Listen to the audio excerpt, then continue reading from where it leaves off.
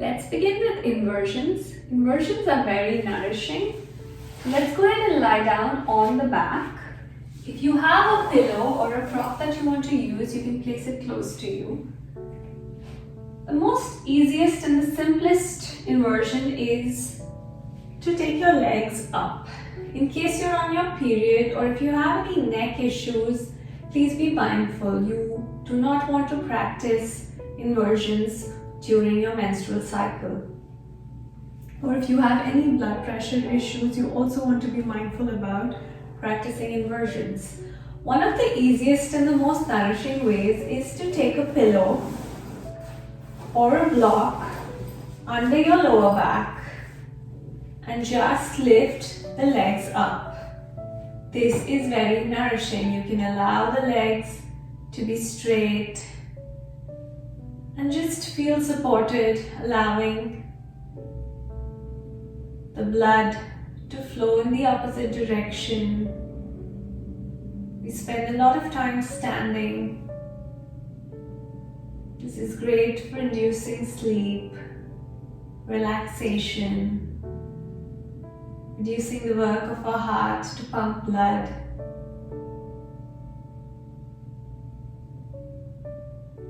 Holding it for 5, 4, 3, 2, 1.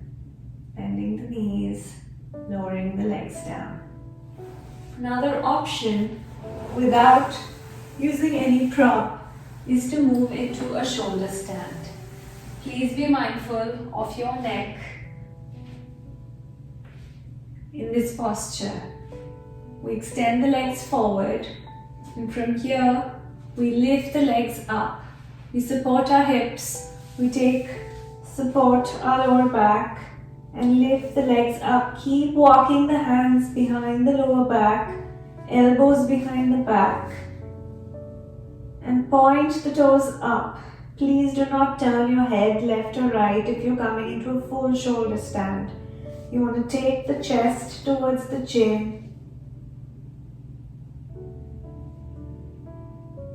We hold inversions for maybe a minute or 2 if you can.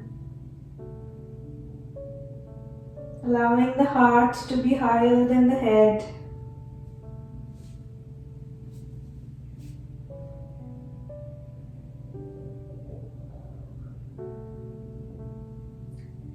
From here you can also move into Halasana as you support your back.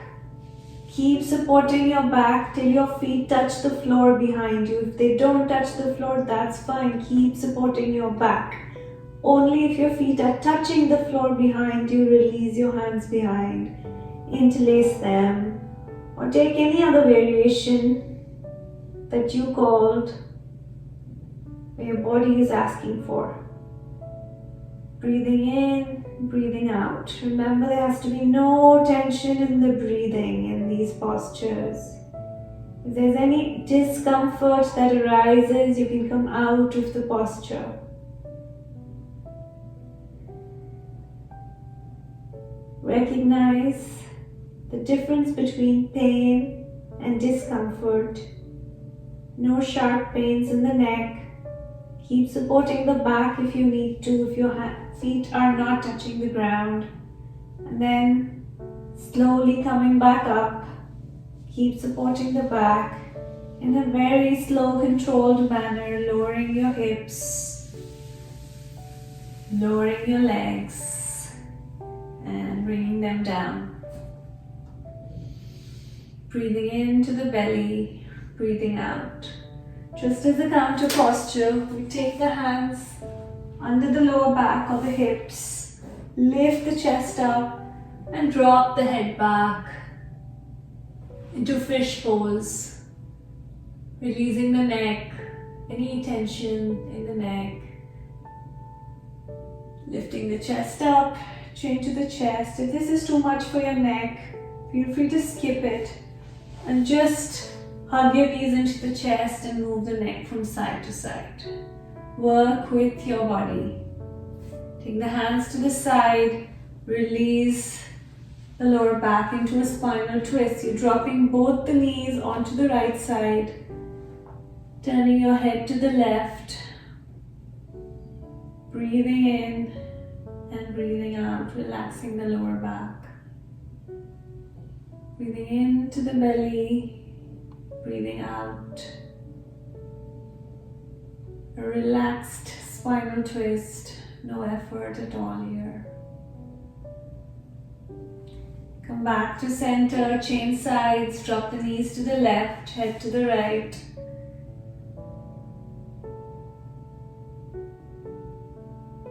Breathing in and out,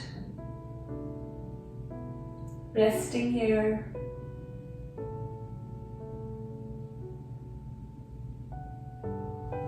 And let's come back to center. Hug the knees in, massage the back. Rock yourself up. And let's take another variation of inversions, which you can do at home against any wall.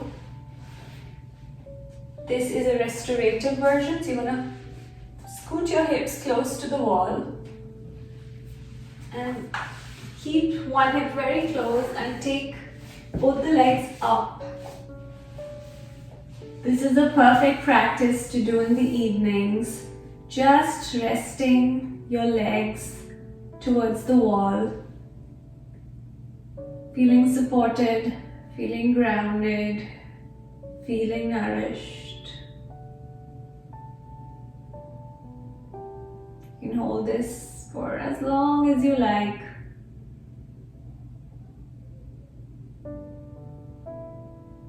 Helps ease any anxiousness, any stress that we may be holding on to.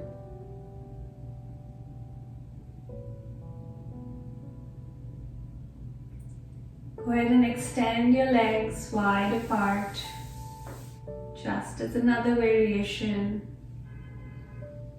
Breathing into the inner thighs, allowing the legs to relax. Focus your entire attention on the breath in the belly. 5, 4, 3, 2, and 1. Gently use your hands, bring your legs together. Bend the knees, turn to one side. Press into your palms and find your way back onto your mat. The last inversion is optional. This is a headstand, and this is again only if it's available to you, if you have no blood pressure, you're not on your menstrual cycle, and you have no neck injuries or neck issues. Interlace your fingers. Place the crown of your head down. Maybe this is it for today. This is the only variation of the headstand that you might be accessing today. Maybe you're tucking your toes and maybe you're lifting your hips up. Walking your feet closer towards your head. Maybe this is it today. This is giving you the same benefits of a headstand. Here also your heart is higher than your head. Your heart is leading the way. The next step would be to bring one knee in and then maybe releasing that. And taking the other leg in, maybe releasing that. Only if you have a practice and want to challenge yourself do you take both legs up. And find your balance here. Hold for a few breaths here. For 3, 2, 1. Go ahead and start to straighten your knees and your legs. And try to find one line between your shoulders, your hips, and your legs. There is very little weight on your head. Most of the weight is in your hands. Breathe. 10, 9, 8, 7, 6, 5, 4, 3, 2, 1. With the same awareness, we come back in.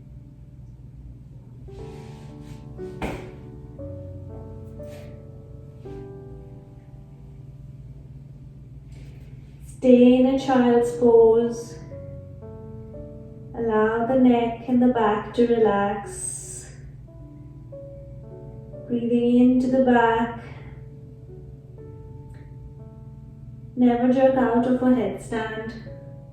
Stay in the child's pose as long as you like.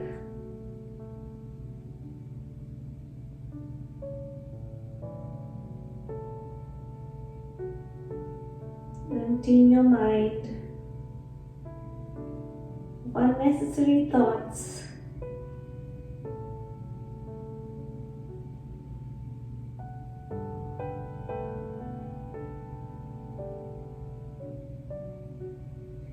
Then slowly come up into a seated position.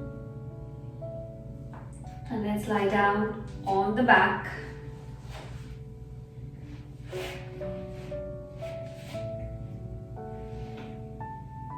And relax.